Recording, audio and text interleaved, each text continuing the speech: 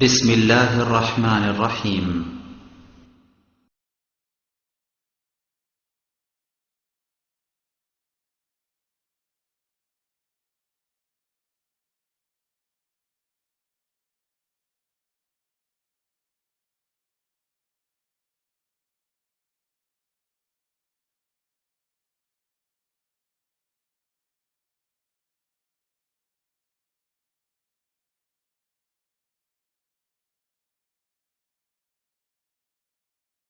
إن الحمد لله نحمده ونستعينه من يهده الله فلا مضل له ومن يضلل فلا هادي له وأشهد أن لا إله إلا الله وحده لا شريك له وأشهد أن محمدا عبده ورسوله أما بعد فإن خير الحديث كتاب الله وخير الهدى هدى محمد صلى الله عليه وسلم وشر الأمور محدثتها وكل محدثة بدعة وكل بدعة ضلالة وكل ضلالة في النار.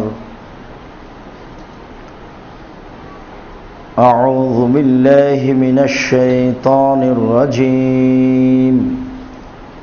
بسم الله الرحمن الرحيم. إنا أنزلناه في ليلة القدر وما أدراك ما ليلة القدر. عن عائشة رضي الله تعالى عنها قالت إذا دخل عشر الأواخر سد ميزره وأيقظ أهله وأحيا ليله. رواه البخاري ومسلم. عن عائشة رضي الله تعالى عنها قالت قال رسول الله صلى الله عليه وسلم تحروا ليلة القدر في رمضان في بتر الليل. رواه البخاري ومسلم.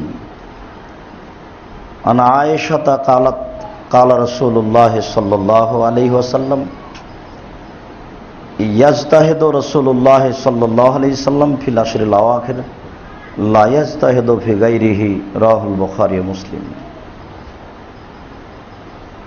সম্মানিত মসজিদের মুসল্লি, প্রশংসা আল্লাহর জন্য, শান্তি অবতীর্ণ হোক আল্লাহ রাসূলের উপর সাল্লাল্লাহু আলাইহি ওয়াসাল্লাম। আজ জুমার খুতবায় সংক্ষিপ্ত সময়ে আমাদের আলোচনা হচ্ছে লাইলাতুল কদর, সাদকাতুল ফিতর এবং এতেকাফ সম্পর্কে। এতেকাফ, লাইলাতুল কদর, সাদকাতুল ফিতর সম্পর্কে আমরা গুরুত্বপূর্ণ আলোচনা রাখার চেষ্টা করব ইনশাআল্লাহুল আজিজ। যেসব রাতে মানুষের দোয়া কবুল হয়, যেসব সময়গুলি ইবাদতের জন্য মানুষের জীবনে একটা বড় পাওয়া ও চাওয়া, তার একটি হচ্ছে লাইলাতুল কদর। লাইলাতুল কদর মানুষের জীবনে একটি বিশাল পাওয়া এবং গুরুত্বপূর্ণ ইবাদতের সময়। এ ব্যাপারে আল্লাহ তাআলা বলেন ইন্না আনজালনাহু ফি লাইলাতুল কদর, নিশ্চয় আমি কোরআন মাজিদ অবতীর্ণ করেছি লাইলাতুল কদর, কাদরের রাতে, ভাগ্য নির্ধারণের রাতে। সবকিছু পৃথিবীতে অবতীর্ণ হয় এমন এক রাতে। অমাদ্রাকা মা লাইলাতুল কদর, আপনি কি বলতে পারেন লাইলাতুল কদর কি? আপনার এ বিষয়ে অবগতি আছে? লাইলাতুল কদর কি জিনিস?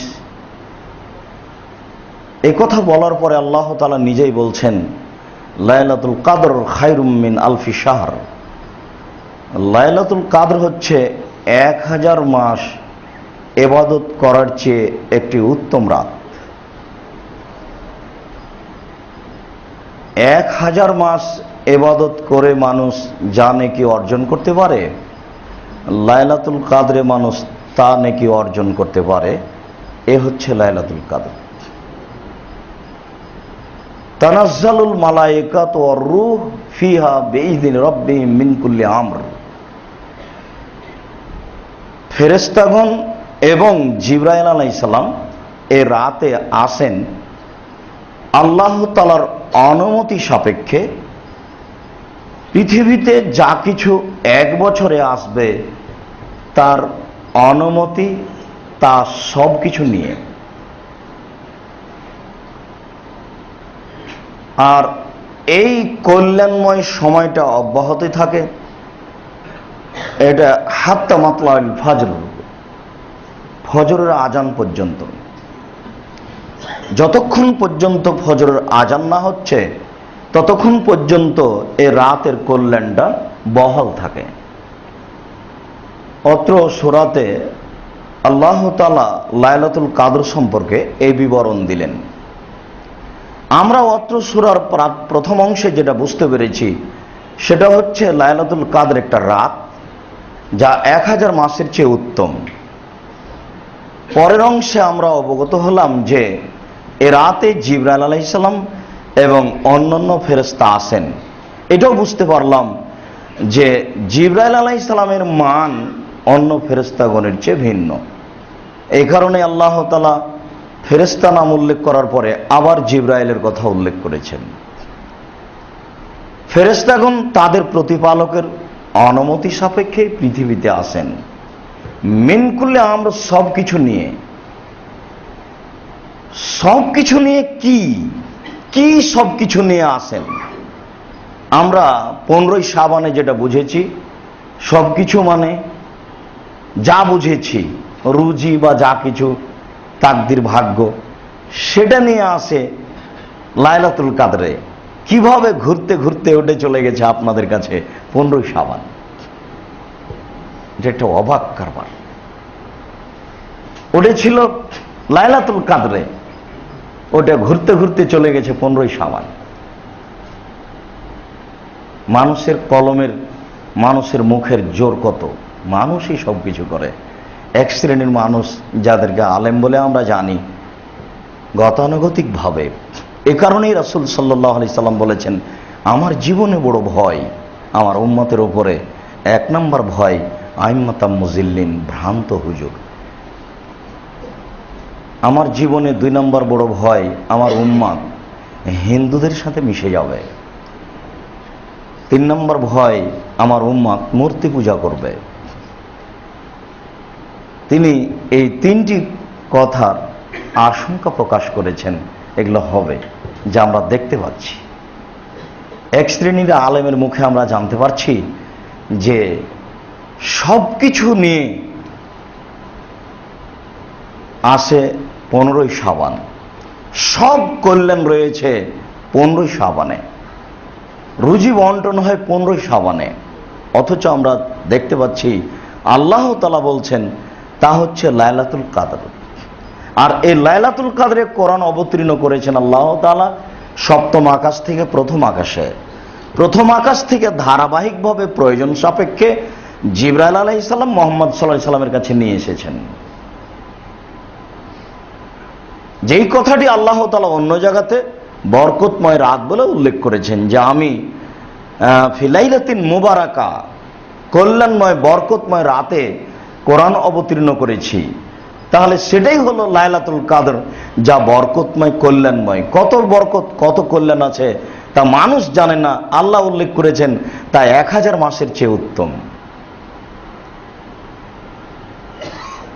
আবু হুরায়রা রাদিয়াল্লাহু তাআলা আনহু বলেন, রাসূল সাল্লাল্লাহু আলাইহি সাল্লাম এই কথাটি বলতে গিয়ে প্রথম বাক্যে বলেছেন, মান সামা রমাজানা ঈমানান ওয়া ইহতিসাবান গফিরা লাহু মা তাকাদ্দামা মিন জামবিহি। কেউ যদি ঈমান সহকারে নেকির আশায় রমজান মাসের সিয়াম পালন করে তাহলে তার অতীতের পাপ ক্ষমা করা হবে। তিনি বলেন, মান কামা লাইলাতুল কদরে ঈমানান ওয়া ইহতিসাবান গফিরা লাহু মা তাকাদ্দামা মিন জামবিহি।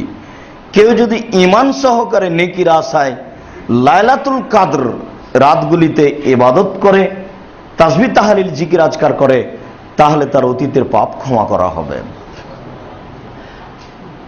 এই পর্যন্ত আমরা বুঝতে পারছি তা অবশ্যই একটা গুরুত্বপূর্ণ মাস, যা মানুষের ভাবা ও ধরা উচিত। রাসূল সাল্লাল্লাহু আলাইহি সাল্লাম যেভাবে ধরার ও পাওয়ার চেষ্টা করতেন। আয়েশা রাদিয়াল্লাহু তাআলা আনহা বলেন, এজা দাখালা আশরুল আওয়াখির, যখন রমজান মাসের শেষের দশক আসত, শাদ্দা মিজারাহু, তিনি তার লুঙ্গি গুটিয়ে নিতেন, ও আহিয়া লাইলাহু, ওই রাতগুলি তিনি জীবিত থাকতেন, ও আইকাজা আহলাহু, তিনি তার পরিবারকে জাগাতেন। অত্র হাদিসে কয়েকটি কথা প্রমাণ হয়। তার প্রথম কথাটি হচ্ছে তিনি প্রস্তুতি নিতেন, লুঙ্গি গুটিয়ে নিতেন। এটা একদিন বলছিলাম, যারা গ্রামে জমি চাষ করে খায় তাদের একটা লুঙ্গি গুটিয়ে নেওয়ার ব্যাপার আছে। তারা কাজ করবে জমিতে বলে একটা জোরালো প্রস্তুতি নিচ্ছে, তাদের লুঙ্গি গুটিয়ে নেওয়া লাগে। কিন্তু রাসূল সাল্লাল্লাহু আলাইহি সাল্লাম রমজান মাসের শেষ দশকে লুঙ্গি গুটিয়ে নিতেন, এটা কি কথা? আমরা এই কথাটা স্পষ্টভাবে কোরআন মাজিদের আয়াতও দেখতে পারি। আল্লাহ তাআলা আমাদের নবীকে বলছেন, ফাইদা ফারাগতা ফানসব ওয়া ইলা রাব্বিকা ফারগাব, যখন আপনি আপনার কাজ থেকে অবসর হবেন তখন আপনি কঠোর শ্রমে আত্মনিয়োগ করুন। এরপর আপনি আপনার প্রতিপালককে অনুনয় বিনয় করে কাকতি মিনতি করে বলুন কি বলতে চাচ্ছেন। এই প্রস্তুতির কথাটা আল্লাহ ওখানে উল্লেখ করেছেন। প্রস্তুতির পরে কি বলেছেন তা আমরা পরে বলছি। এই কথাটুকু আমরা স্পষ্ট হয়ে যাই যে আল্লাহ তাআলা আমাদের নবীকে বলছেন যখন আপনি অবসর হবেন। অবসর মানে কি? আমরা তো বুঝছি চাকরিজীবী বয়স 60 হয়ে গেছে, এখন অবসর, এটা আমাদের কাছে অবসর সময়। একজন ব্যবসায়ী মানুষ, তার বয়স শেষ হয়ে গেছে, তার ছেলেকে বা ম্যানেজারকে ব্যবসা বুঝিয়ে দিচ্ছেন, এখন উনি অবসর আছেন। তো আমাদের নবী মুহাম্মদ সাল্লাল্লাহু আলাইহি সাল্লাম কোন চাকরি করতেন যে তিনি অবসর হলেন? তাহলে আমাদের যেটা অবসর সেটা নয়, আমাদের একটা কর্মজীবনের অবসর আছে। সেই কথাটা আল্লাহর রাসূল সাল্লাল্লাহু আলাইহি সাল্লামকে আল্লাহ তাআলা বলছেন, ফাইদা ফারাগতা ফানসব, যখন আপনি আপনার কর্ম থেকে অবসর হবেন। প্রত্যেকটা মানুষের কর্ম আছে। একজন মাস্টার সকাল 10টায় স্কুলে যান, বিকাল 5টায় ফিরে আসেন, তাহলে 5টা থেকে নিয়ে পরের দিন 10টা পর্যন্ত অবসর। আপনি একজন ব্যবসায়ী, 10টায় বের হয়েছেন, সকাল রাত 10টায় আসবেন, তাহলে রাত 10টা থেকে নিয়ে সকাল 10টা পর্যন্ত আপনি অবসর। একজন কৃষক ভোর 5টায় বের হয়, বিকেল 1টায় ফিরে আসে, বিকেল 5টায় ফিরে আসে, তাহলে বিকেল 5টা থেকে নিয়ে পরের দিন 5টা পর্যন্ত এই সময়টুকু অবসর। এই সময়টুকুর কথা আল্লাহ তাআলা আমাদের নবীকে বলছেন। আমাদের নবী কি করতেন? কি কাজ থেকে তিনি অবসর হতেন? তবে তিনি বাজারে যেতেন প্রয়োজনে, নিজের জন্য, আহাল পরিবারের জন্য কিছু কিনতেন। পরিবারের জন্য তিনি মানুষের বাড়িতে শস্য কর্য করতে গেছেন। তিনি বাড়ির কাজ করতেন। কি কাজ করতেন স্পষ্ট আমাদের কাছে না হলেও হয়তো রান্নাঘরটা তিনি ঠিক করতেন, এমন কিছু হতে পারে। তবে বাড়িতে তিনি কাজ করতেন, এই কথা রাসূল সাল্লাল্লাহু আলাইহি সাল্লাম থেকে প্রমাণিত। আয়েশা রাদিয়াল্লাহু তাআলা আনহা বলেন, যেহেতু একসাথে 11 জন স্ত্রী, আরো বাড়িতে অনেক কাজ থাকতে পারে বলে আমরা এটা ধরে নিতে পারি। আল্লাহ তাআলা বলছেন যখন আপনি এই পারিবারিক ও সামাজিক কাজ থেকে অবসর হবেন তখন আপনি কঠোর শ্রমে আত্মনিয়োগ করুন। তাহলে বোঝা যাচ্ছে যে মানুষের কর্মজীবনটা যত কঠিন, ইবাদতের সময়টা তার চেয়ে অনেক অনেক অনেক বেশি কঠিন। নইলে তিনি কেন বলছেন যে কঠোর শ্রমে আত্মনিয়োগ করুন? ইবাদতের বিষয়টি খুব কঠিন। আজকে আপনি একটা সিদ্ধান্ত নেন যে আমি প্রতিদিন সন্ধ্যার সময় 3বার সূরা ইখলাস পড়ব, 3বার করে। 3 দিনের পরে আপনি টিকতে পারবেন না। দেখেন, আপনি সিদ্ধান্ত নিয়ে দেখেন, 3 দিনের পরে দেখবেন যে একদিন মাগরিবের পরে এমন কাজ লেগেছে যে ওটাই ভুলে গেছে। ইবাদতের বিষয়টি মানুষের জীবনে অতীব জটিল ও কঠিন একটা কাজ। নইলে কেন আল্লাহ তাআলা এভাবে বলছেন, যখন আপনি আপনার কাজ থেকে অবসর হবেন তখন আপনি কঠোর শ্রমে আত্মনিয়োগ করুন? এটা কেন? আপনি আজকে সিদ্ধান্ত নেন যে আমি প্রত্যেক রাতে 2 রাকাত সালাত আদায় করব উঠে, 1 সপ্তাহ টিকতে পারবেন না, দেখা যাবে যে এটা কেটে যাচ্ছে। এই ইবাদতের ধারাবাহিকতা খুব কঠিন। এই জন্য রাসূল সাল্লাল্লাহু আলাইহি সাল্লাম বলেছেন যে নিয়মিত ইবাদত আল্লাহর কাছে অতীব প্রিয়, ওয়াইন কাল্লা, কম হলেও নিয়মিত টিকে রাখা খুব কঠিন। পরের বাক্যে আল্লাহ তাআলা বলছেন ওয়াইলা রাব্বিকা ফারগাব, আর আপনি আপনার প্রতিপালককে বিনয়ের সাথে বলুন। এটার বাস্তবতার খুবই অমিল। যাদের ইবাদতের কথা আমরা মাঝে মধ্যে বলে আসছি আপনাদেরকে, সেখানে বিনয়ের সাথে বলার কি সুযোগ আছে? কাকতি মিনতি করে বলার কি সুযোগ আছে? সবাই তো ব্যস্ত 20 রাকাত নিয়ে, ইমাম সাহেবও তো ব্যস্ত খাতমে কোরআন নিয়ে, তো সেখানে বিনয়ের সাথে বলার কি আছে? দ্রুত রুকু সিজদা ছিল, সালামের পরিপরই কয়েক সেকেন্ডে হাত তুলে দোয়া করে শেষ হয়ে গেল, উঠে চলে যাচ্ছে জুতা নিয়ে। তাহলে সেখানে বিনয়ের সাথে বলার কি থাকলো? কাকতি মিনতি করে বলার সাথে কি বলার কি থাকলো সেখানে? আল্লাহ তাআলা অত্র সূরাতে যেইভাবে আমাদের নবী মুহাম্মদ সাল্লাল্লাহু আলাইহি সাল্লামকে ইবাদতের জন্য বলছেন, এই আদেশ পৃথিবীর প্রত্যেকটা মানুষকে, যা মানুষ ভুলে গেছে বা যা মানুষ জানে না বা জানার চেষ্টা করে না। আয়েশা রাদিয়াল্লাহু তাআলা আনহার বিবরণে বোঝা যায়, তিনি বলেন, যখন রমজান মাসের শেষ দশক আসত তখন তিনি জোরালো প্রস্তুতি নিতেন। আমাদের এই সামাজিক জীবনে খাওয়া থেকে নিয়ে, পড়া থেকে নিয়ে, কর্ম থেকে নিয়ে প্রত্যেকটা জিনিসই এই জোরালো প্রস্তুতির বিরোধী। এত খাওয়ার ব্যবস্থাপনা যাতে জোরালো প্রস্তুতি টিকে না, এত কাপড় চোপড়ের হাট বাজার যাতে জোরালো প্রস্তুতি টিকে না, এত কিনা বেচা ক্রয় বিক্রয়ের জরুরি ব্যাপার মানুষের, যেখানে জরুরি প্রস্তুতি ইবাদতের টিকে না। রাস্তাঘাটে, সিনেমা হলে, মোবাইলে এত জেনা চর্চা রমজান মাসে যে ইবাদতের জোরালো প্রস্তুতি টিকে না। এই জোরালো প্রস্তুতিকে ধ্বংস করার জন্য সর্ব ধরনের ব্যবস্থাপনা করা হয়েছে, যা মানুষ বোঝে না, বুঝতেও চায় না। জোরালো প্রস্তুতির পরের বাক্যটি হচ্ছে আইয়া লাইলাহু, তিনি রাতে জীবিত থাকতেন, তাহলে এই রাতগুলিতে তিনি ঘুমাতেন না। পরের বাক্যে তিনি বলছেন, আয়েশা রাদিয়াল্লাহু তাআলা আনহা, ও আইকাজা আহলাহু, তিনি তার পরিবারকে জাগাতেন। পরিবারকে জাগাতেন, এখানে একটা কথা ভেসে ওঠে যে তার স্ত্রীগণ বা আয়েশা রাদিয়াল্লাহু তাআলা আনহা স্বাভাবিকভাবে তার সাথে সালাত আদায় করতেন না, এটাই বোঝা যায়। আয়েশা রাদিয়াল্লাহু তাআলা আনহার আরো বিবরণে বোঝা যায় যে তিনি বলেন, রাসূল সাল্লাল্লাহু আলাইহি ওয়াসাল্লাম রাতে সালাত আদায় করতেন। সালাত আদায় করতে করতে যদি তিনি মনে করতেন যে তার পরিবারকে কিছু বলবেন, তার স্ত্রীকে কিছু বলবেন, মিলামিশার কোনো ব্যাপার আছে, তাহলে তিনি সেখানে যেতেন, নইলে ঘুমিয়ে যেতেন। এই কথাও প্রমাণ করে যে আয়েশা রাদিয়াল্লাহু তাআলা না ঘুমিয়ে আছেন, তিনি তাকে জাগাতেন প্রয়োজন মনে করলে, নইলে তিনি ঘুমিয়ে যেতেন।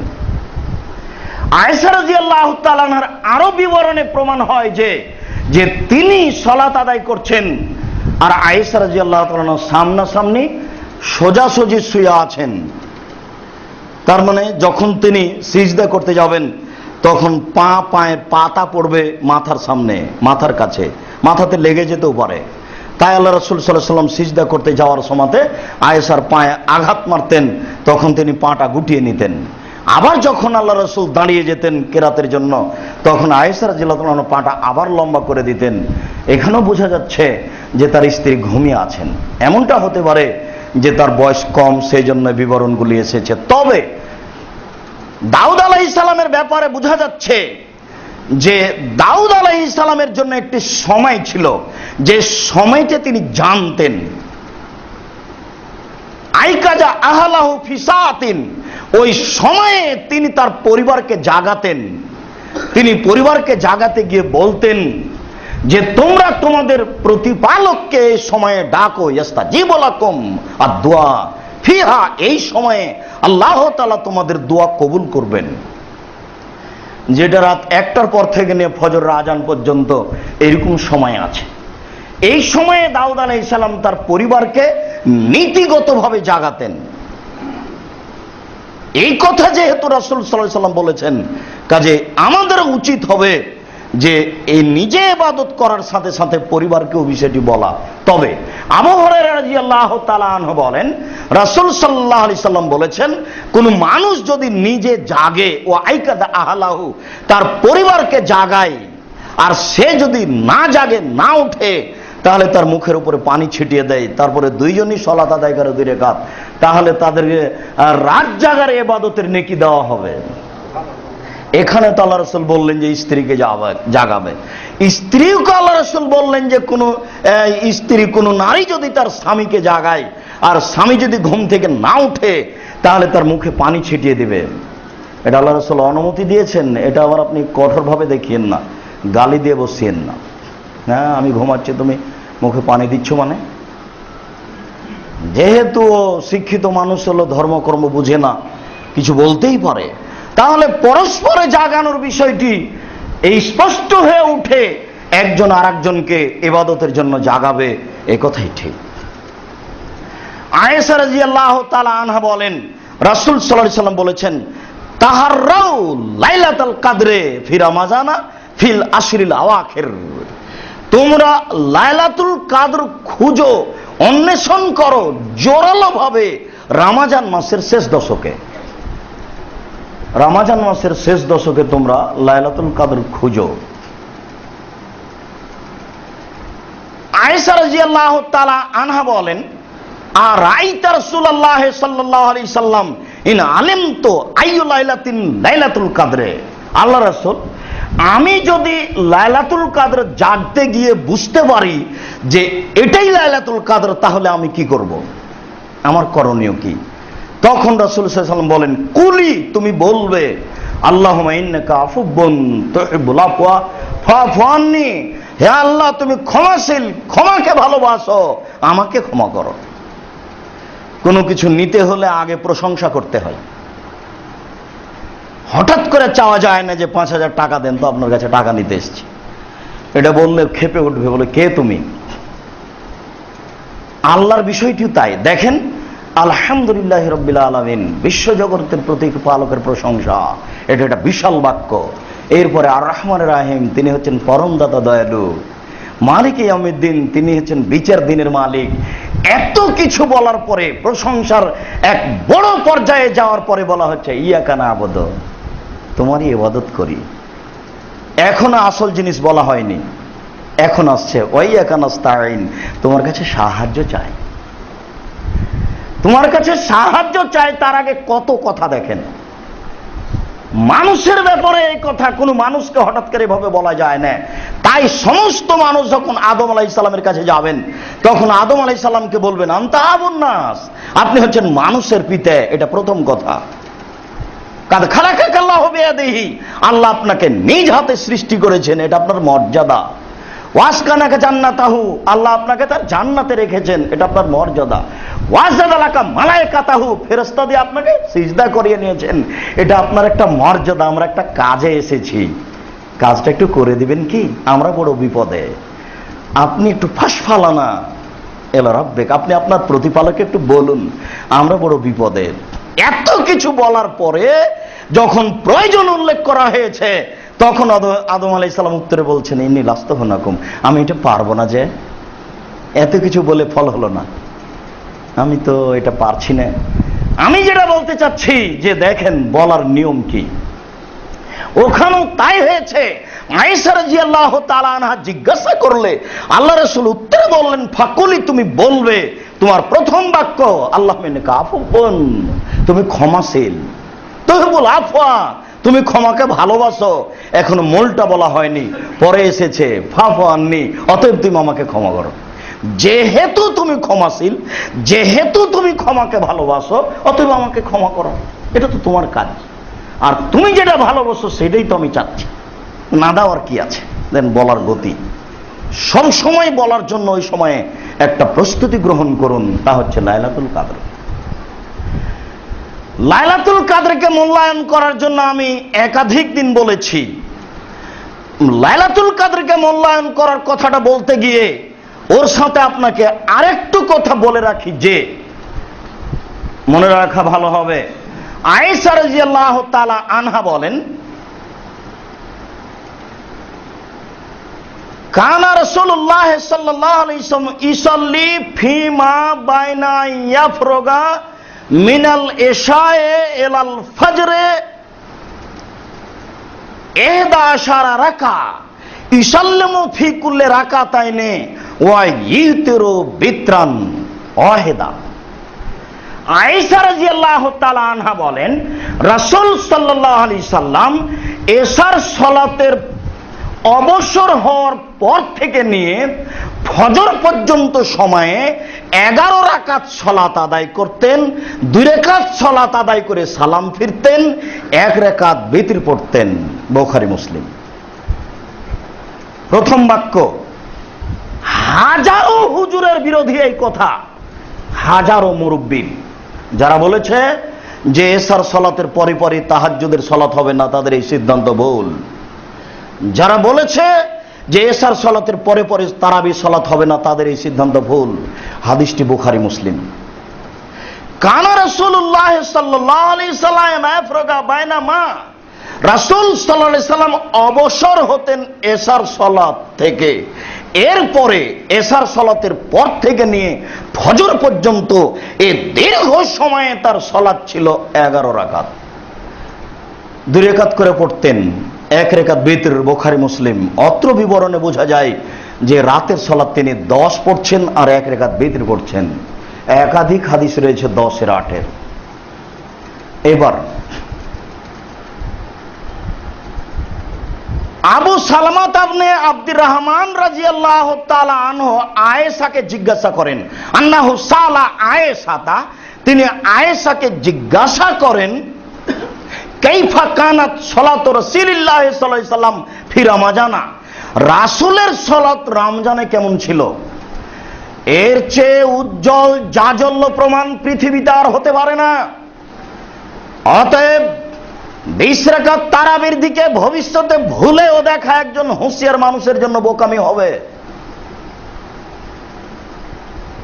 আবু সালমা ইবনে আব্দুর রহমান নিজে আয়েশাকে জিজ্ঞাসা করেন এইভাবে, কাইফা, কেমন, কানা ছিল সালাতু রাসূলিল্লাহ সাল্লাল্লাহু আলাইহি সাল্লাম, রাসূলের সালাত ফি রমাজান, রমাজান মাসে রাসূলের সালাত রমাজান মাসে কেমন ছিল? আয়েশা রাদিয়াল্লাহু তাআলা বুদ্ধিমতী মহিলা, তিনি উত্তরে বলছেন, মা ইয়াজিদু ফি রমাজানা ওয়ালা ফি গায়রিহা, তিনি বেশি করতেন না রমাজান মাসে এবং অন্য মাসে আলা 11 রাকা, 11 রাকাতের বেশি। জিজ্ঞাসাকারী শুধু জিজ্ঞাসা করেছেন রমাজানের কথা। উত্তরদাতা আয়েশা রাদিয়াল্লাহু তাআলা আনহা বলেন, তিনি বেশি করতেন না 11 রাকাতের রমাজান এবং অন্য মাসে। বুখারী, মুসলিম, আবু দাউদ, নাসাই, তিরমিজি, ইবনে মাজাহ, বাইহাকি, দারমি, দাইলামি, দারকুতনি, মুসা ইবনে সাহিবা, সহিহ ইবনে হিব্বান, সহিহ ইবনে আহমদ, মুস্তাদরাক হাকিম, মুসনাদে বাজদার। পৃথিবীতে যত হাদিস গ্রন্থ আছে খুললেই পাবেন, পৃথিবীতে যত হাদিস গ্রন্থ আছে খুললেই পাবেন। মসজিদ থেকে বের হয়ে বুখারী, মুসলিম, আবু দাউদ, নাসাই, তিরমিজি, ইবনে মাজাহ, এই 6টাতে আপনারা বের করতে পারবেন তাৎক্ষণিক। আর কি সেই যুগ রয়েছে যে হুজুর পীর সাহেবের দোহাই দিয়ে চোখে ধুলা দিয়ে চলে যাবে? এই সুযোগ তো নেই। কেন আপনাকে চ্যানেলে বলা হলো আর আপনি আবার দুর্বল হয়ে জিজ্ঞাসা করছেন? আপনি কি বাংলা পড়তে জানান না এই শতাব্দীতে? আপনি যদি বাংলা পড়তে না জানেন তা আপনার ছেলেকে পড়তে বলেন, আর একটু শুনেন না আপনি। চ্যানেল কেন?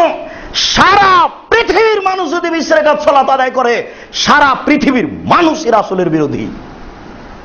আয়েশা রাদিয়াল্লাহু তাআলা আনহার চেয়ে পৃথিবীতে উজ্জ্বল মানুষ আর কে থাকতে পারে? তার চেয়ে স্পষ্ট বিবরণ আর কার হতে পারে? তিনি উত্তরে বলছেন 11 রাকাতের বেশি তিনি পড়তেন না। এরপরে তিনি বলছেন ফালা তাসআল আন তুলিহিন্না ওয়া হুসনিহিন্না, তোমরা আমাকে জিজ্ঞাসা করো না তার দৈর্ঘ্যতা সম্পর্কে, তার সুন্দরতা সম্পর্কে। এত লম্বা করে তিনি সালাত আদায় করতেন, এত সুন্দর করে তিনি সালাত আদায় করতেন, আমি যে ভাষা দিয়ে বুঝাতে পারছি না, কি দিয়ে তোমাদের বুঝাই। তাই তোমরা আমাকে তার দৈর্ঘ্যতা সম্পর্কে এবং তার সুন্দরতা সম্পর্কে জিজ্ঞাসা করো না। ইসলে আরবান, তিনি প্রথমে 4 পড়তেন, সুম্মা ইসলে আরবান, তারপর তিনি আবার 4 রাকাত পড়তেন। আবারও বলছেন পরের বারও ফালা তাসআল আন হুসনিহিন্না ওয়া তুলিহিন্না, তোমরা ওই 4 রাকাতের সুন্দরতা সম্পর্কে এবং দৈর্ঘ্যতা সম্পর্কে আমাকে জিজ্ঞাসা করো না, আমি ভাষা দিয়ে তা বুঝাতে সক্ষম নই কত সুন্দর আর কত লম্বা। কি বুঝলেন আপনি? না আমি না হয় একরকম অনুবাদ করলাম, আপনি একটু বের হয়ে মসজিদ থেকে দেখে নেন, বাইরে বইগুলো আছে। মানুষ হিসাবে 19, 20, 18, 19 হতে পারে, আপনি দেখুন একটু অনুবাদ। সুম্মা ইসাল্লি সালাসান, তারপরে তিনি 3 রাকাত পড়তেন। অত্র বিবরণে বোঝা যাচ্ছে যে 8 রাকাত তিনি নিয়মিত পড়তেন, আর 3 রাকাত তিনি ভিতর পড়তেন নিয়মিত। তবে তিনি 1 রাকাত পড়তেন, আগের বুখারী মুসলিমে বোঝা যাচ্ছে। তাহলে মাঝে মধ্যে তিনি 10 রাকাত তাহাজ্জুদ পড়তেন, 1 রাকাত ভিতর পড়তেন। 8 রাকাত তাহাজ্জুদ পড়তেন, 1 রাকাত ভিতর পড়তেন। 6 রাকাত তাহাজ্জুদ পড়তেন, 3 রাকাত বা 1 রাকাত ভিতর পড়তেন। বিভিন্নভাবে বর্ণনা দেখা যায়। আয়েশা রাদিয়াল্লাহু তাআলা আনহা বলেন তার নিয়মিত সুন্নাত, এটা তিনি নিয়মিত ফলো করতেন। মাঝে মধ্যে 19-20 রাকাত। উল্লেখ্য যে উমর রাদিয়াল্লাহু তাআলা আনহু 20 রাকাত তারাবির পড়ার জন্য আদেশ করেছিলেন, এই কথাটি মিথ্যা প্রমাণে হাদিসটি জাল। মুওয়াত্তাতে হাদিস রয়েছে, মিসকাতে রয়েছে। সাইব ইবনে ইয়াজিদ রাদিয়াল্লাহু তাআলা আনহু বলেন ওমর আদেশ করেছিলেন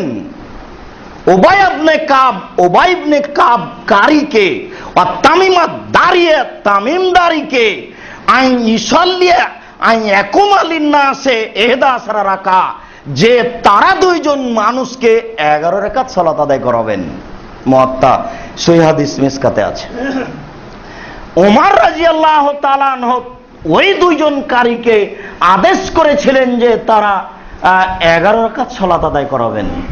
তবে মুসান্নাফ ইবনে শায়বাতে বাইহাকিতে হাদিস রয়েছে যে ওমরও আর নাসা, মুসাল্লিদেরকে উমর আদেশ করেছিলেন আই ইসাল্লিয়া 20 রাকা ওবে সালাসা আয়াতিন, যে তিনি মুসাল্লিদেরকে সালাত আদায় করাবেন 20 রাকাত এবং 3 রাকাত তারাবি।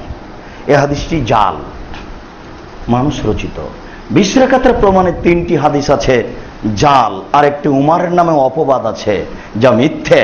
যেহেতু তাদের কাছে সত্য মিথ্যার কোনো হিসাব নেই, তারা বলে সত্য মিথ্যা দেখতে যাবা কেন, এ হাদিসকে অমুক বলেছে সহি, অমুক বলেছে জাল, অতএব এটা দেখাই যাবে না। দুনিয়াতে যা হাদিস আছে হাদিস তো হাদিস। আশ্চর্য! আবু হুরায়রা রাদিয়াল্লাহু তাআলা আনহু বলেন রাসূল সাল্লাল্লাহু আলাইহি ওয়াসাল্লাম বলেছেন কেউ যদি সুন্দরী মেয়ের দিকে তাকিয়ে দেখে তাহলে চোখের পাওয়ার বেড়ে যাবে। নাউজুবিল্লাহ। তাহলে এটা হাদিস তো আছে নগদ হাদিস। তাহলে এখন সুন্দরী মেয়ের দিকে তাকাতে হবে, তো চোখেরও পাওয়ার বেড়ে যাবে, স্বাদও পাওয়া যাবে আর চোখেরও পাওয়ার বাড়বে। লাভ তো দুটাই হলো। ধর্ম এমন হতে পারে? একাধিক সহিহ হাদিস রাসূল সাল্লাল্লাহু আলাইহি সাল্লাম দাড়ি ছেড়ে দিতেন, একাধিক 6টা সহিহ হাদিস শুধু বুখারীতে রয়েছে। আর তিরমিজিতে একটি হাদিস রয়েছে এক হুজুর রাসূলুল্লাহ সাল্লাল্লাহু আলাইহি ওয়াসাল্লাম লিহিয়াতুহু আলা তুলাইহি ওয়ারজিহি, আল্লাহ রাসূল তার দাড়ি সাইড থেকে ডান পাশ বাম পাশ সামনে থেকে কেটে ছোট করতেন। এই যে হাদিস দাড়ি ছোট করার আছে, কে বললে দাড়ি ছোট করার হাদিস নেই? তো দাড়ি ছোট করার হাদিসটি জাল, ওটা যেমন জাল এটাও যেমন তাল। একাধিক সহিহ হাদিস সালাম ফিরতে হবে আসসালামু আলাইকুম রহমতুল্লাহ, আসসালামু আলাইকুম রহমতুল্লাহ। আবু দাউদে হাদিস রয়েছে আত্তাহিয়াত বলার সমপরিমাণ সময় বসে থাকার পরে যদি কেউ বায়ু ছেড়ে দেয় তাহলে আর সালাম লাগবে না। তাহলে কি আমাদেরকে বায়ু ছেড়েই সালাম ফিরতে হবে? শরীয়ত কি এমন হতে পারে? ও চ্যানেল হাতে পেলেই কানাকে হাইকোর্ট দেখাতে চাও? কতদিন মানুষকে প্রতারণা দিয়ে এভাবে চলবে যে 20 রাকাত তারাবি আর 8 রাকাত তাহাজ্জুদ? তারাবি শব্দই দুনিয়াতে নেই, হাদিস গ্রন্থে কোথাও তারাবি নেই। তুমি এই কথা বলো যে 20 রাকাত তাহাজ্জুদ 8 রাকাত তাহাজ্জুদ ওটাই তারাবি রমজান মাসে, 20 রাকাত তারাবি আবু দাউদ নাসাই তিরমিজি ইবনে বুখারী মুসলিম, বলো এই কথা। কেন বুখারী শরীফের অনুবাদ করার পরে নিচে দেখে লিখে দেওয়া হলো যে 20 রাকাত আছে? অতএব সম্মানিত মসজিদের মুসল্লি, 8 রাকাত তারাবিকে আপনি মূল্যায়ন করুন জাগার রাতে দীর্ঘ সময় ধরে। যেটা আপনাকে বলেছি, আপনার মুখস্থ না থাকলে নাস ফালাক পড়ুন দীর্ঘ সময় ধরে। তারপরে রুকুতে যান, থেকে যান যতদূর সম্ভব, সিজদায় যান, থেকে যান যতদূর সম্ভব। 1 রাকাত, এভাবে আর 1 রাকাত, এভাবে আর 2 রাকাত, এভাবে 4 রাকাত।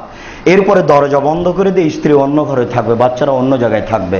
দীর্ঘ সময় ধরে কান্নাকাটি করুন। ক্ষমা আজকে নিতে হবে যে কোনো মূল্যে, রাত পার হতে দেওয়া হবে না, ক্ষমার আগে ক্ষমা নিতেই হবে। এরকম একটা পরিকল্পনা নিয়ে 1, 1.5, 2 ঘন্টা কাটান। তারপর আবার 4 রাকাত, দেখবেন ফজর আজান হয়ে এসেছে। এটাই ছিল রাত্রি জাগা। কিভাবে ঢাকা শহরে অন্যান্য শহরে পৃথিবীতে উল্টে গেল, তাই চলে গেল বক্তব্যে। এখন বক্তব্য হচ্ছে মসজিদে। খাওয়ার সিস্টেম, কত ধরনের প্রস্তুতি। 27শে রমজানে হবে লাইলাতুল কাদর, সবাই চূড়ান্ত একটা হিসাব পাই নিয়েছে। এটা চূড়ান্ত? জি না, চূড়ান্ত এই কথাটি ঠিক নয়। 27শে রমজান হতে পারে মর্মে একাধিক হাদিস রয়েছে। রমজান ছাড়া অন্য দিনেও হতে পারে, রমজানের বাইরেও চলে যেতে পারে, তারও প্রমাণ সহি রয়েছে। অতএব অত লেগে পড়িয়েন না 27শে রমজানে।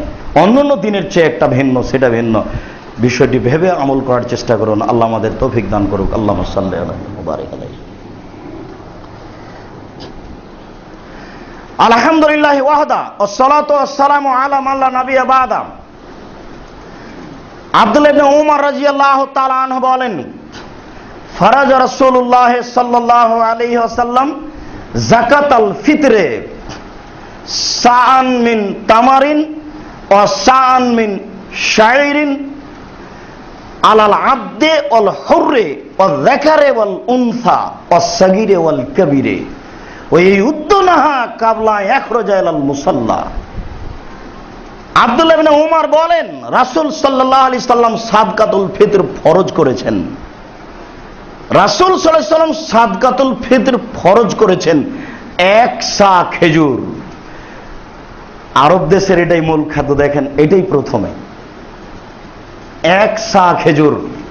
ওয়াসান মিন শাইরিন 1 সা জব। আলাল আবদে দাস দাসীর উপর, প্রথমে দাস দাসী মানে ভিক্ষুককে ফেতরা দিতে হবে, দাস দাসীর উপর।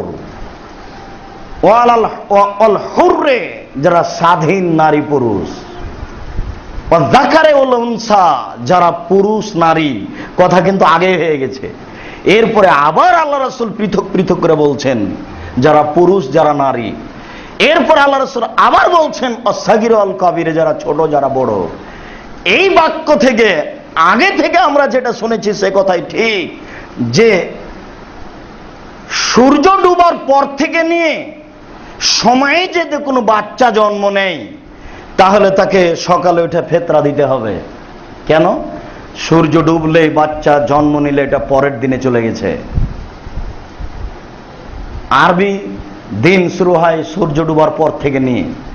যদি কেউ বলতে চাচ্ছেন ফজরের সালাতের পূর্বে যদি বাচ্চা জন্ম নেয় তাহলে তার ফেতরা দিতে হবে, কিন্তু এই ব্যাপারে আমরা কিছু বুঝতে পারি না। বরং সূর্য ডুবলে যেহেতু পরের দিন চলে গেছে, সূর্য ডুবার পর থেকে নিয়ে কোনো সময়ে যদি বাচ্চা জন্ম নেয়, ছেলে হোক মেয়ে হোক, তার জন্য 1 সা শস্য দিতে হবে। এটাই শরীয়ত। ওয়াসান মিন কুমহিন 1 সা গম, ওয়াসান মিন আকেতিন 1 সা পনির, ওয়াসান মিন জাবিবিন 1 সা কিশমিশ। এইগুলো উল্লেখ হয়েছে। ওয়াসান মিন তামিন, একসা খাদ্য। কি দিবেন? ভাত মেপে দিবেন একসা? দেন। রুটি মেপে দিবেন? দেন। আমরা এইগুলি দিতে নাকচ করিনি, তবে এতক্ষণ পর্যন্ত যা বলছি তাতে অর্ধসা আসেনি, একসা এসেছে। প্রথমত এই কথা আপনার সাথে। এরপরে আপনি শস্য যেটা বাছাই করবেন সেটা মানুষের যেন নিন্দা না করে, এই জন্য বলছি যে আপনি চাউল বাছাই করেন। ধান যদি দিতে চান আমরা কঠোরভাবে নাকচ করব না, তবে ধান পছন্দ নয়। একজন বের করলে 60 জন তার নিন্দা করবে, ও বলবে ভালো মানুষ নয়। ধানে খোসা পরিপূর্ণ। অতএব শস্য দেন একসা, অর্ধসা নয়। মুআবিয়া রাদিয়াল্লাহু তাআলা আনহু সিরিয়া থেকে এসে মদিনায় বললেন যে একসা খেজুরের দাম যত, অর্ধসা গমের দাম তত, অর্থাৎ গমের দাম বেশি, খেজুরের দাম কম। অতএব কেউ যদি গম দেয় তাহলে অর্ধসা দিবে, আর কেউ যদি খেজুর দেয় তাহলে একসা দিবে। আবু সাঈদ খুদরি রাদিয়াল্লাহু তাআলা বললেন, ওয়াল্লাহে, আল্লাহর কসম, ওয়াল্লাহে, আল্লাহর কসম, আমি রাসূলের যুগে একসা শস্য দিতাম, এখনো দিব, কিয়ামত পর্যন্ত দিব। আবু সাঈদ খুদরি রাদিয়াল্লাহু তাআলা মুআবিয়ার মুখের উপরে কথা উল্টে দিলেন, অথচ তখন মুআবিয়া রাদিয়াল্লাহু তাআলা দেশের শাসক। হক এরকম হয়। অতএব একসাই বলবৎ থাকবে। আমাদেরকে প্রতারণা দেওয়া হচ্ছে অর্ধসা গমের, সেটা আবার ইরাকের হিসাব। মক্কা মদিনার হিসাব নাকি চলে না, ইরাকের নাকি চলবে।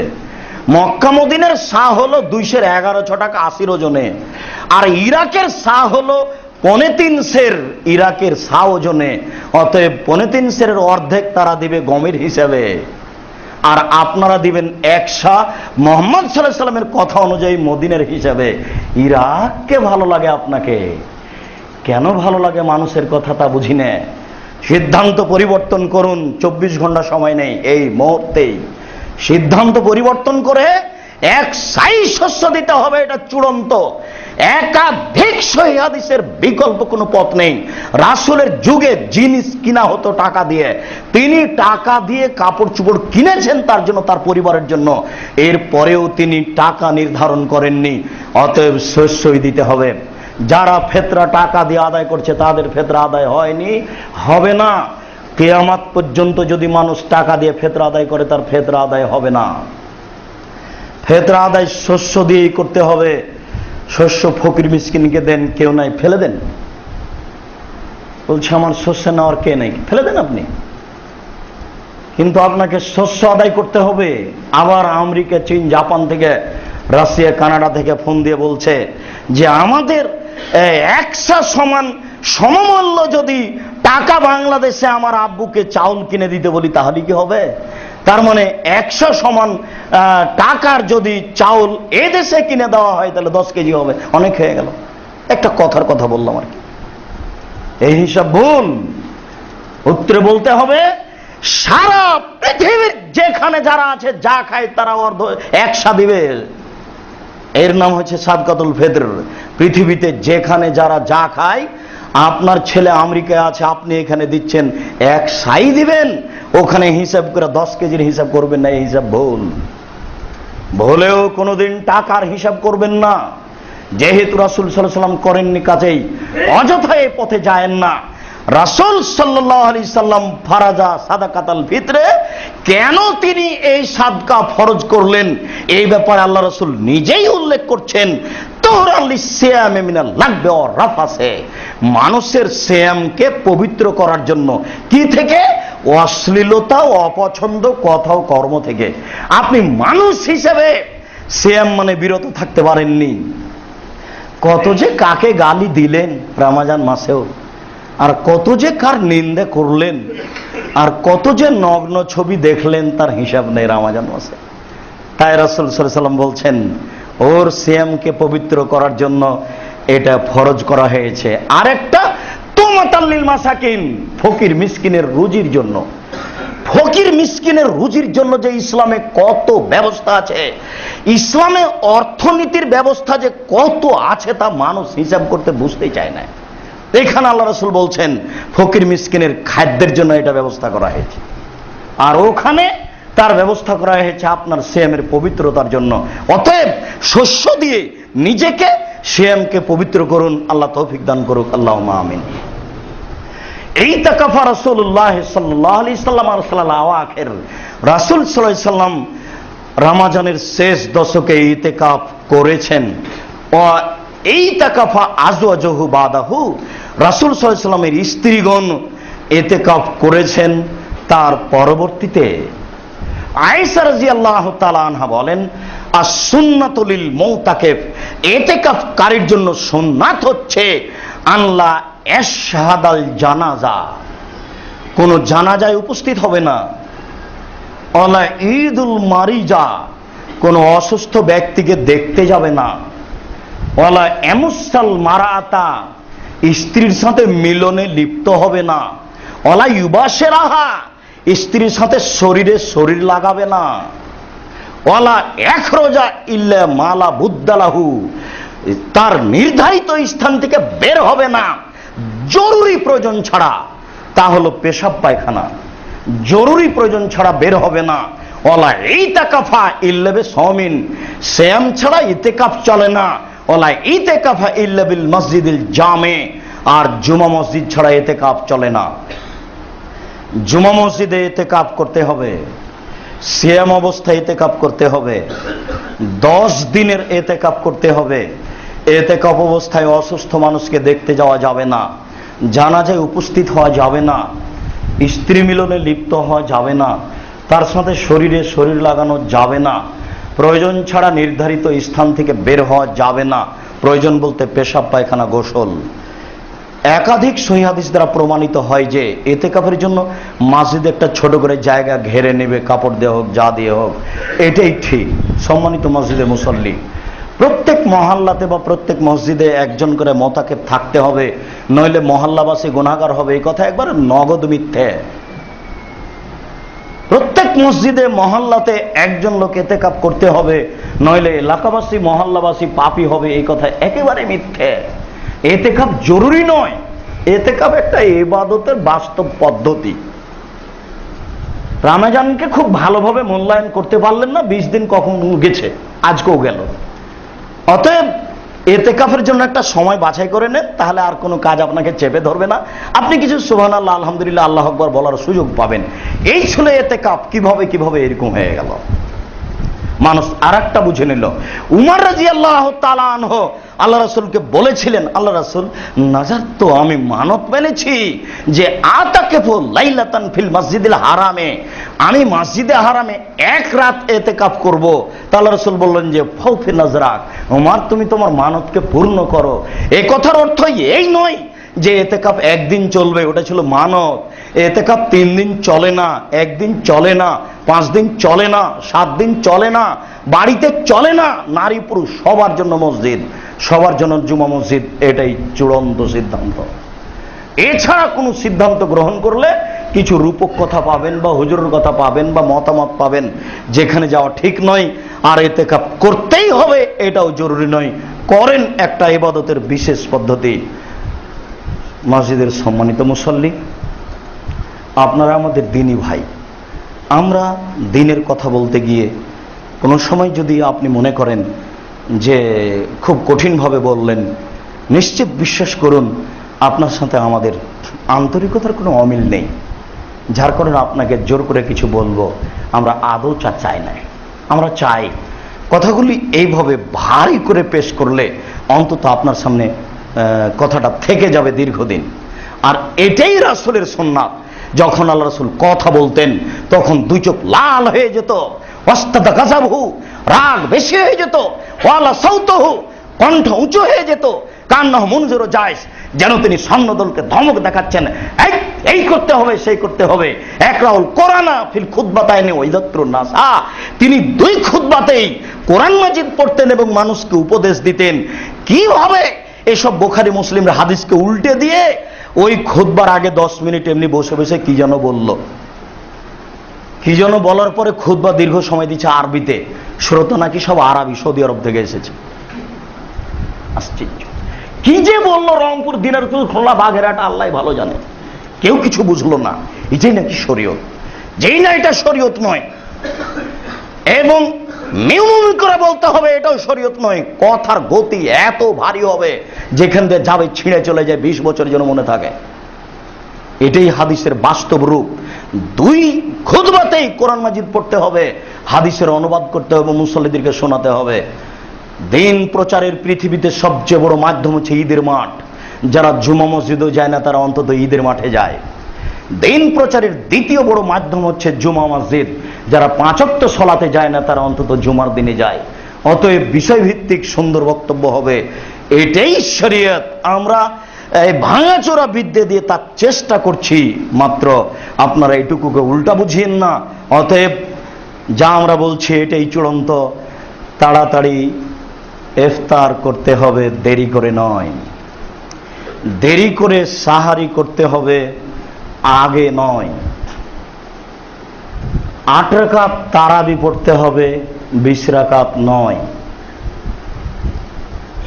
শেষের দশক এতেকাফ করার জন্য চেষ্টা করতে হবে, 3 দিন 5 দিন 2 দিন 1 দিন নয়।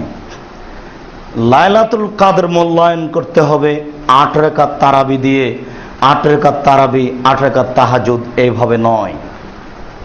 যেইভাবে বললাম সেভাবে মূল্যায়ন করতে হবে। বিসমিল্লাহ বলে পানি মুখে দিয়েই বলতে হবে, জাহাবাজ জামা ওয়াবতালাতিল উরুক ওয়া সাবাতাল আজর ইনশাআল্লাহ, আল্লাহুম্মা লাকা সুমতু আলা রিজকিকা আফতারতু, এই দোয়া বলতে হবে না। দুটার বিবরণ একই বিবরণ, কিন্তু এটা মানুষ বাছাই করলো কেন? বাস্তবতার সাথে মিল আছে এই জন্য। অথচ এই হাদিসটা ঠিক নয়, জাহাবাজ জামা হাদিসটি ঠিক। যা কিছু আপনি পৃথিবীতে মুখে দিবেন তার সূচনা হলো বিসমিল্লাহ, এরপর আপনি দোয়া পড়বেন, এটাই ঠিক। 12 তাকবীরে ঈদের সালাত আদায় করবেন, 6 তাকবীরে নয়। আনাস রাদিয়াল্লাহু তাআলা আনহু বলেন, রাসূল সাল্লাল্লাহু আলাইহি ওয়াসাল্লাম ইউকাব্বিরু ফিল ঈদাইনে, 2 ঈদেই তিনি তাকবীর দিতেন। ফিল উলা সাবান কাবলাল কিরাতে, প্রথম রাকাতে কেরাতের পূর্বে 7 বার বলতেন আল্লাহু আকবার। প্রথম আল্লাহু আকবারই হচ্ছে তাকবীরে তাহরিমা, তখনই সানা পড়তে হবে। প্রথমটা যদি তাকবীরে তাহরিমা না হয় তাহলে আপনি এখনো ঢুকেননি। একবার আল্লাহু আকবার বলার পরে খানিক হেঁটে এসে আবার বলবেন আল্লাহু আকবার, বুঝতে পারেননি? মানে তাকবীরে তাহরিমা মানে সব হারাম। তাহলে প্রথমটাকেই তাকবীরে তাহরিমা ধরতে হবে, এরপরে সানা বলে নিয়ে বাকিগুলো চলবে। অতএব প্রথমটা ধরে নেওয়ার পরে 7টা বলতে পারেন, প্রথমটা সহ 7টা বলতে পারেন। অফিল ওখরা অফিরাতুন অফিল আখেরা, অপর রাকাতে খামসান কাবলাল কেরাতে, কেরাতের পূর্বে হবে 5 বার। দেখেন আপনার সাথে বাস্তবতার কোনো মিল নেই। অথচ 22টি সহিহ হাদিস আছে একই বিবরণের। 6 তাকবীরে সহিহ ঈদের সালাত আদায় করতে হবে, এরকম দুনিয়াতে কোনো হাদিস নেই। এমনি আলবানী রাহমাতুল্লাহ এক কথার বরাত দিয়ে এইভাবে সমাজে ছড়াচ্ছে এখন। যেহেতু মাযহাবে 6 তাকবীর আছে, কাজে মানুষ 6 তাকবীর মানবেই। যেখানে 12 তাকবীরে সালাত হচ্ছে সেখানে যান খুঁজে খুঁজে, যদি না পান সেটা ভিন্ন কথা। এই মসজিদে, ঢাকা শহরবাসীর জন্য বলছি, এই মসজিদে 12 তাকবীরে রাসূলের সুন্নাত অনুযায়ী সালাত হয়। ভোর রাত্রে বের হয়ে যাবেন রাসূলের পদ্ধতিতে, অত খাওয়ার কিসে? সৌদি আরবের মতো এখনো পকেটে 2টা নেবেন, খেজুর নেবেন, ফজরের সালাত আদায় করে গাড়িতে উঠে চলে আসবেন, এ তো হয়ে গেল। ঈদের সালাত, রামাজানের ঈদের সালাত খেয়ে আসতে হবে, আর কুরবানির ঈদের সালাত যে গিয়ে খেতে হবে, খেয়ে আসতে হবে না। দুইটার এটাই হলো সুন্নাত। রামাজানের ঈদের সালাতে খেয়ে যাবেন, আর কুরবানির ঈদের সালাতে গিয়ে খাবেন, এটাই হলো সুন্নাত। ওটার নাম আবার রোজা সিয়াম নয়, এটা ভুল বুঝিয়েন না। মসজিদের সম্মানিত মুসল্লি, যেসব বিবরণগুলি আমরা পেশ করলাম সেগুলি মানার চেষ্টা করুন। সময় চলে যাচ্ছে, দান খায়রাতের বিষয়টি খুব ভালো করে ভেবে নিন। সময় পার হয়ে গেলে কিন্তু এটা ভেবেও হবে না। আজকে আপনাদের রূপগঞ্জ জামিয়া সালাফিয়াতে ইফতারি আছে, আপনাদের যদি অনুকূলে হয় তাহলে আমার পক্ষ থেকে সবাইকে দাওয়াত থাকলো, যদি অনুকূল হয়ে যাবেন। আল্লাহ আমাদের যারা মারা গেছে তাদের তুমি কবরের শাস্তি মাফ করো। আমরা যারা অসুস্থ তুমি তাদের আরোগ্য দান করো। আমরা যারা বেঁচে আছি তুমি তাদেরকে তোমার রাসূলের পদ্ধতি অনুযায়ী চলার তৌফিক দান করো। এই দাবি, এই দোয়া তোমার দরবারে রেখে আজকের জুমার খুতবা এখানেই শেষ করলাম। সাল্লাল্লাহু আলাইহি ওয়াসাল্লাম। আসসালামু আলাইকুম। জি, আমরা যারা চাকরি করি তাদের বেতন থেকে প্রভিডেন্ট ফান্ড যে হয় যেটা আমার চাকরির শেষে পাই, এই ক্ষেত্রে জাকাতের বিধান কি? যখন ইচ্ছে তখন যদি উঠাতে পারেন তাহলে হিসাব করে জাকাত দিতে হবে, আর যদি না হয় তাহলে যখন পাবেন তখন জাকাত দিতে হবে। মাথায় টুপি পরা কি জরুরি? না পরলে গুনাহ হবে? জি না, মাথায় টুপি পরা জরুরি নয়, না পরলে গুনাহ হবে এ কথাও নয়। এ দেশের একটা ধারণায় ভালো পোশাক, তবে স্বাভাবিকভাবে টুপির হাদিস পাওয়া যায়। জামাতে সালাত আদায় করার সময় জায়গা নির্দিষ্ট করে রেখে প্রতিদিন একই জায়গায় সালাত আদায় করা যাবে কি? জি না, মসজিদের কোনো জায়গা ওইভাবে নির্ধারিত করা ঠিক নয়। সফরে সিয়াম না ছাড়লে সমস্যা আছে কি? ছাড়াই ভালো, ওটা আল্লাহর পক্ষ থেকে দয়া, গ্রহণ করতে পারেন, করাই ভালো। করা যায়, সিয়াম পালন করা যায়। পায়ে সমস্যা থাকার কারণে পা সামনে প্রসারিত করে কোরআন পড়া যাবে কি? জি যাবে, যেভাবে সহজ হবে সালাত আদায় করুন সেভাবে, আর কোরআন তেলাওয়াত করুন সেভাবে। পা সামনের দিকে গেলে হবে না, একেবারে ঠিক নয়। যেমন আমরা মোড়ায় বা চেয়ারে বসে সালাত আদায় করছি, এটা জায়েজ হলো, অবশ্যই এটা উত্তম নয়। মানুষের শরীর গতিতে যেভাবে কুলাবে সেইভাবে সালাত আদায় করবে, এটাই ঠিক। বসে পা সামনের দিকে দিয়ে দিবে, নাহলে শুয়ে পা সামনের দিকে দিয়ে দিবে, এইভাবে সালাত আদায় করতে হবে, এটাই সুন্নাত। রমজানের শেষ দশকে বেজোড় রাত সমূহে কত রাকাত নামাজ পড়তে হবে? যা বলেছি 8 রাকাত, বেশি নয়। জি, আসসালামু আলাইকুম।